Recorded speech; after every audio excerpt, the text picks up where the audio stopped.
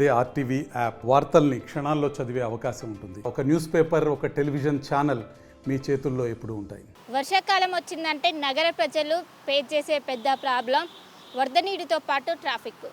వీటినన్నింటినీ clear చేసే విధంగా GHMC ప్రణాళికలు రూపొందించింది. అందులో భాగంగా ఎక్కడైతే నగర వ్యాప్తంగా వాటర్ లాగింగ్ పాయింట్స్ ఉంటాయో వాటిని గుర్తించి అక్కడ ఏదైతే సంపులను ఏర్పాటు చేస్తుంది. ఈ సంపుల ద్వారా ఏవైతే వర్షం నీరు చేరిన అనంతరం పైపుల నుంచి ఏదైతే వరద నీరు వెళ్ళే కాలువలు ఉంటాయో వాటిలోకి మళ్లించే విధంగా చర్యలు చేపడుతుంది. ప్రస్తుతం నేను రాజ్భవన్ రూట్లో ఏదైతే లేక్ వ్యూ గెస్ట్ హౌస్ ఉంటుందో అక్కడ ఉన్నాను.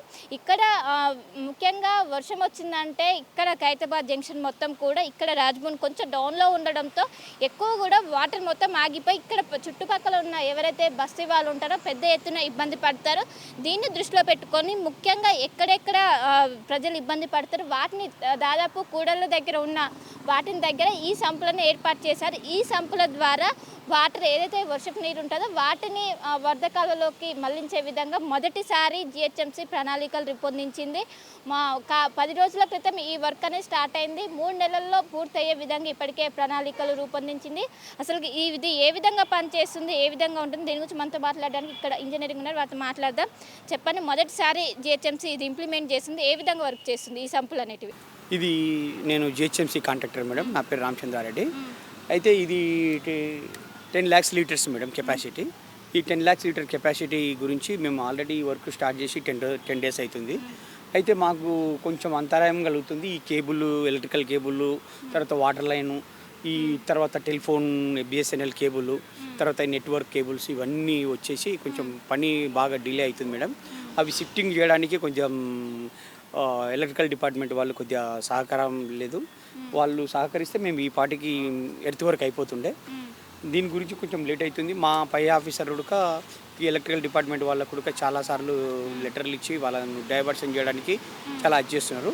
అది డైవర్షన్ అయిపోయినప్పుడే మేము ఎర్త్ వర్క్ కంప్లీట్ చేసి ఫాస్ట్గా పని చేసి అది చేసి పెడతామనేసి చెప్తున్నాం మేడం. అంటే మొత్తం ఎన్ని లీటర్ల వాటర్ సామర్థ్యం కలిగి ఉంటుంది ఈ సంపు?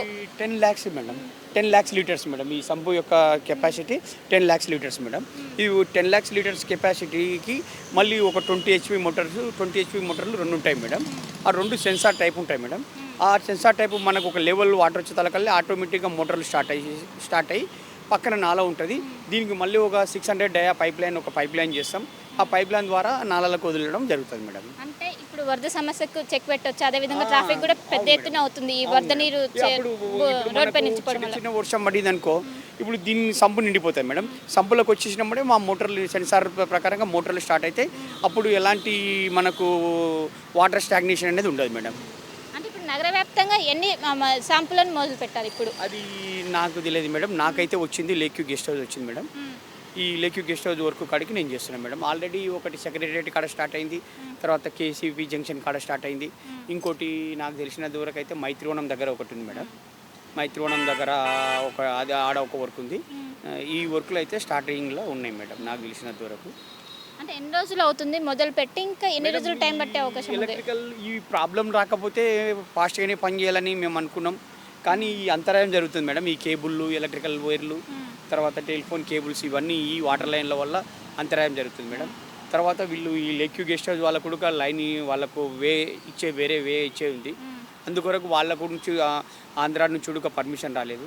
ఆ పర్మిషన్ వచ్చినప్పుడే తొందరగా పని చేయడానికి సహకారం చేస్తాం మేడం. అంటే ఎక్కువ వర్షం వచ్చినా కూడా ఈజీ ఏమైనా మళ్ళీ ఇబ్బందులు ఏమైనా తలెత్తుతాయా? ఏం తలెత్తాం మేడం. దీనికి చుట్టుముట్టు తట్టు వస్తుంది మేడం. మళ్ళీ వచ్చిన స్టాగ్నేషన్ వాటర్ అంతా సంపులో పోయేటట్లు మేము అది చేస్తాము, డ్రైన్ టైప్ చేస్తాము. ఆ డ్రైన్ టైప్ నుంచి లోపలికి వెళ్ళిపోతాయి. లోపల నుంచి మళ్ళీ మోటార్ల నుంచి తోడడం జరుగుతుంది మేడం. ఒక గంట వర్షం పడితే కెపాసిటీ ఆపుతుంది మేడం.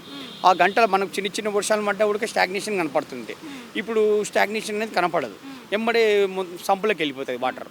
ఆ సంపులోకి వెళ్ళిపోయినప్పుడే మోటార్ డివాటరింగ్ చేయడం వల్ల ఈ వాటర్ స్టాగ్నేషన్ కాదు అనేది డిపార్ట్మెంట్ వాళ్ళది ఆటోమేటిక్గా, లేకుండా మళ్ళీ మీరు వచ్చి లేదు మేడం. Sensor system madam. మోటార్లకు సెన్సార్ సిస్టమ్ పెడతారు. ఆ సెన్సార్ ప్రకారంగా ఒక లెవెల్ వాటర్ వచ్చినప్పుడు మోటార్లు స్టార్ట్ అవుతాయి మేడం. అది ఆల్రెడీ ఆ 20 మోటార్లు కూడా నడుస్తున్నాయి మేడం. కొన్ని మక్తల, ఎంఎస్ మక్త, బిఎస్ మక్తల కానీ, తర్వాత ఇక్కడ చింతల్ బస్సులో కానీ అటువంటివి సక్సెస్ అయినాయి మేడం. కాలువకు రోడ్ క్రాసింగ్లో ఆల్రెడీ పైప్ లైన్ ఉంది మేడం. రెండు లైన్లు ఉన్నాయి. ఇంకొకటి మళ్ళీ ఫ్రెష్గా మళ్ళీ ఒకటి 600 డయా పైప్ లైన్ ఒకటి వేస్తాం మేడం. వేసేసి ఈ మోటార్ కనెక్షన్ దానికి ఇస్తాం మేడం. సో మొత్తం మీద ఇది పరిస్థితి. ఏదైతే నగర వ్యాప్తంగా ఉన్న లాగింగ్ పాయింట్స్ను గుర్తించి అక్కడ వర్షపు నీరు అనేది ఇక్కడ సంపులోకి వచ్చే విధంగా చర్యలు తీసుకొని అనంతరము ఏదైతే పక్కనే ఉన్న కాలువలు ఏవైతే ఉంటే వాటిలోకి వెళ్ళే విధంగా చర్యలు చేపట్టారు. అందులో భాగంగా నగర వ్యాప్తంగా ఇప్పటికే 10 రోజుల క్రితమే ఈ పనులు అనేవి మొదలయ్యాయి. ముఖ్యంగా దీన్ని ఎంతో ప్రతిష్టాత్మకంగా తీసుకున్న జిహెచ్ఎంసీ ఇప్పటికే నిధులు కూడా విడుదల కావడంతో పనులు శరవేగంగా జరుగుతున్నాయి. ఒకవైపు వర్షాకాలం మొదలవడంతో వర్షాకాలంలోపు దీన్ని పూర్తయితే ఉపయోగకరంగా ఉంటుంది. ముఖ్యంగా వర్షం వచ్చిందంటే నగర ప్రజలు ఒకవైపు వర్షం నీరు భారీగా రోడ్డుపై చేయడంతో విపరీతంగా ట్రాఫిక్ జామ్ అనేది ఎక్కువగా ఉంటుంది. అదేవిధంగా రాజ్భవన్ రూట్ అనేది మనకి ఎక్కువగా వీఐపీ మూమెంట్ ఎక్కువగా ఉంటుంది. చాలా ఇబ్బందులు పడుతుంటారు. వాటినన్నింటిని దృష్టిలో పెట్టుకొని నగర వ్యాప్తంగా ఏవైతే ప్రధాన కూళ్ళు అదేవిధంగా ఎక్కడైతే వాటర్ లాగింగ్ పాయింట్స్ ఉంటాయో వాటి దగ్గర ఈ సంపులను ఏర్పాటు చేసి ఈ సంపుల నుంచి వాటర్ అనేది వేరే ఏదైతే కాలువలు ఉంటాయో వరద నీరు వెళ్ళే కాలువలు వాటికి వెళ్ళే విధంగా డైవర్షన్స్ చేపట్టారు.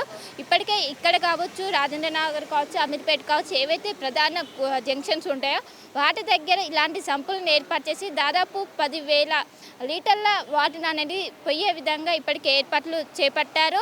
అందులో భాగంగానే ఇక్కడ రాజ్భవన్ రూట్లో ఈ విధంగా చర్యలు చేపట్టారు. మొత్తం మీద పనులు అనేవి శరవేగంగా జరుగుతున్నాయి. ఏదైతే ఎలక్ట్రిక్ వల్ల కొంచెం ఇబ్బందులు తలెత్తుతున్నాయి వాటి వల్ల కొంచెం డిస్టర్బ్ అవుతుంది. అందరి శాఖల సమన్వయంతో వీటిని పూర్తి చేస్తాము.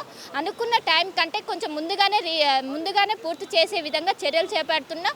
వన్స్ ఇది పూర్తయితే ఒకవైపు వరద నీరు వెళ్తే ఈజీగా ఏదైతే కాలువలోకి వెళ్తే మనకు ట్రాఫిక్ అనేది ఎక్కడ కూడా జామ్ అవ్వదు. ట్రాఫిక్ని క్లియర్ చేసే విధంగా ఇది అడుగులు పడుతుంది. ఇది ముఖ్యంగా గతంలో వేరే దగ్గర నుంచి ఈ ప్లాన్ తీసుకొని ఇక్కడ మొట్టమొదటిసారిగా జిహెచ్ఎంసీలో ఇంప్లిమెంట్ చేస్తున్నారు.